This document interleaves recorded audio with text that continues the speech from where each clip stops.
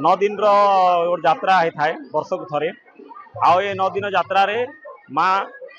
9 दिन जाक परिभ्रमण करथांती पूरा गाँ सारा आउ प्रत्येक घरे घरे जाकर तांकर बंदापना तो सहित आमर पूजा पर्वण जहाँ माँ करती एवं माँ सब समस्त दुख को हरण करने वर्ष को थे सी आसती प्रत्येक घरे घरे गाँ सारा बसे बुलती ता सहित आमर 9 दिन जाक सब चलला शेष दिन में आम कौन करें माँ से आमर जो यात्रा जो होता है से आसिक माँ घरे से आसिक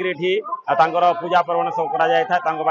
लास्ट शेष दिन में आमर माँ बहुत बड़ यात्रा होता है आत्रा समस्ते आसिक माँ को दर्शन करती शेष दिन माँ आशीर्वाद नहीं था माँ बेले भक्त सब भगवान सब भक्त को खोजती नहीं कि तो सेमती माँ सब वर्षक थे सब प्रत्येक घरे घरे सब से खोजिकी समस्त को से ये दर्शन दे था से सब समस्त दर्शन दे आशीर्वाद दे था ये आमर जो घट यात्रा बोली कह जाए कलसी यात्रा बोली आम लोकाल कह 9 दिन धरी आम कलसी यात्रा टी आम प्रतिवर्ष भली वर्ष भी पालन करागला एवं माँ को आम बहुत आडंबर रसणी बाजा बजाई आम गाँ को देलु 9 दिन धरी माँ प्रत्येक घरे पूजा पाइले घर घर बुलिक पूजा पाइले एवं आज मंगलवार आम माँ को मेलाणी देलु एवं बहुत आडंबर रे माँ को भी आज मंदिर में आनी आसु प्रत्येक मंगलवार दिन माँ पूजा मंदिर हुए गाँव माँ भूणी मैंने बहुत उत्साह सहित आसिक पूजा करती चैत्र मासरे माँ आमर 9 दिन आम गाँ को जाती से पीठरे से पूजा पाती पूजा पाइबा सहित घर घर बुली से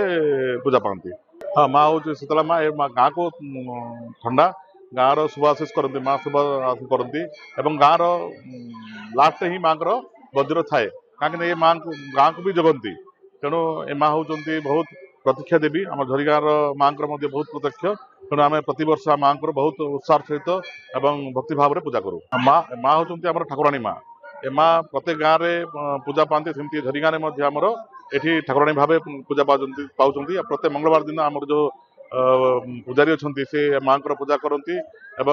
प्रतिवर्ष आम 9 दिन आम पूजा करूँ से माँ घर घर जो पूजा पाती गाँ को माँ शीतल माँ जेहेतु गाँ को ठंडा रखती समस्त दुख दुर्दशा एवं उन्नति ए भाव से आमको आशीर्वाद करते।